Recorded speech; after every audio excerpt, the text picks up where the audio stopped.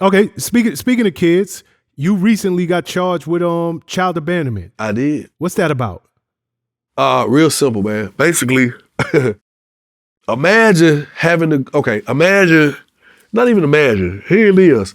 I was paying a certain amount of money a month to my kid's mom, and Now, just for clarity, is this your ex-wife? no, Because I know you got multiple kids. Yeah. I don't care to put the focus on which one it was. Okay. Okay, fair enough. We're not gonna do that because I don't need extra drama from this shit. You know what I mean? Yep. What's done is done.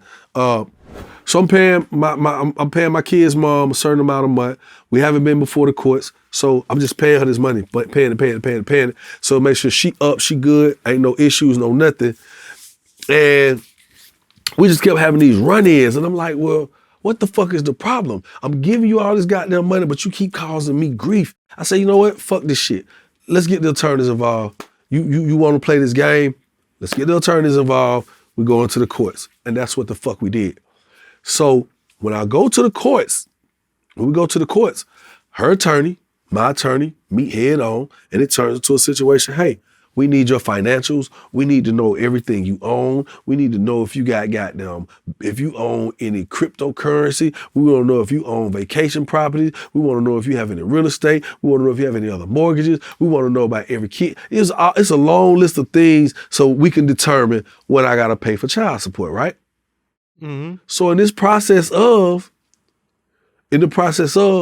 there's a restraining order, a TPO that I took out. Let me explain something to you. I'm a black man. I'm a black man. They ain't just giving no black man no TPOs, my nigga.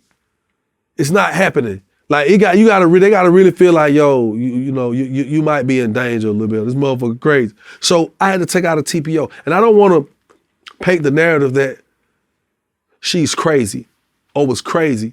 I want the narrative to be the situation was crazy. It is crazy, okay? So with a TPO involved, that means there's no personal contact, right? Now, while I've been paying you all this money, now it's to the point we got to go before the courts to figure out what I'm going to have to pay per month, right? So while the attorney going through all this paperwork, my attorney going through this paperwork, I can't see you, can't talk to you. And in my mind, shit, it's 2 months. Shit, what I'm going to pay you? I don't even know what the fuck I'm supposed to pay you because now I'm paying the goddamn attorney to do the paperwork. We got a TPO. So I'm like, shit, we're going to figure this shit out in court.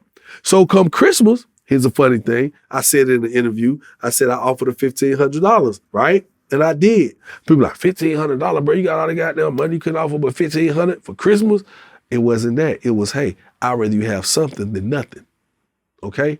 Now, $1,500, if I got other court orders between other kids that I have, and I'm only paying them that or maybe a little more, I'm not finna keep paying you 3-4 times that. So in the process of them not accepting the $1,500, that fucking attorney found some kind of loophole to go before that same court and pull out a warrant for me. How that happened, I can't explain that because I got a TPO against this person and we're in court. We're actively in court to try to figure out what the arrangement is. So how a judge granted that fucking warrant, I do not know. It does not make sense because it's like, well, wait, you got time to get your shit together. So when you come before us, this is what it's going to be. So how the fuck you going to say I abandoned my child? I got a TPO out against this person because shit is getting really fucking crazy around here. So here I am on the news looking crazy when I got all this political shit I'm doing. I am a morning radio host at this moment in my life too. I'm on television. I'm a Grammy nominated artist of all these things, but I'm a philanthropist. I love life. Anybody know me will tell you I'm not a bad person. So when this shit happens, I get locked up on some shit and you're slandering my character. You're slandering my brand through this shit. Cause people instantly, you ain't paying your goddamn child support. No. It came out and said child endangerment. So people start thinking, what was you doing around your kids? And when you start talking kids, people don't let up off your neck. That's like, oh, you ain't shit. You ain't shit ass nigga. I went through this same shit before years ago with one of my kids' moms. You know what I'm saying? And the news, they had to apologize to me publicly. The attorneys involved, these contingency attorneys come in and, well, whatever we get, when we get out of here, we're gonna get a percentage of it. Well, I don't know what my mother and my child told them folks, but they went on the news talking about he's in arrears tens of thousands of dollars and could be jailed if he doesn't make this payment. I'm like, what? Tens of thousands of dollars? Well, it was a simple situation then. She got upset. I was going to Japan and she wanted me to pay her early.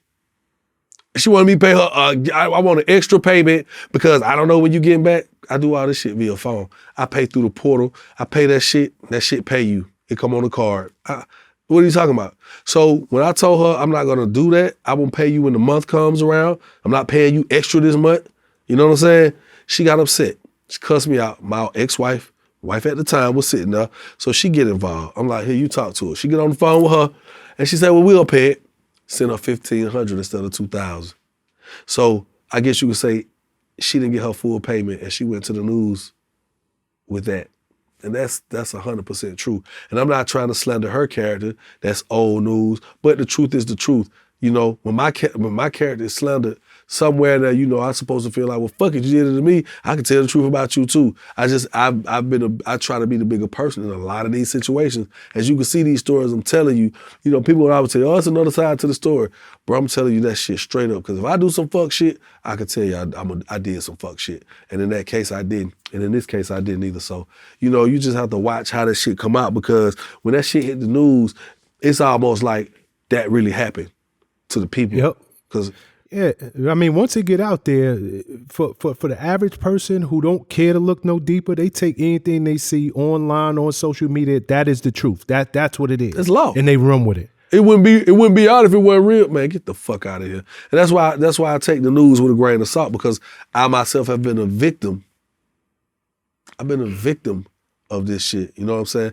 And I don't ever want to normalize that. You know what I'm saying? Sensationalism, you know, they create this story and make it bigger than what it is and draw you in and I don't want to normalize that shit because I've been through it. So when I see shit on the news sometimes, people are like, bro, you don't want to believe nothing.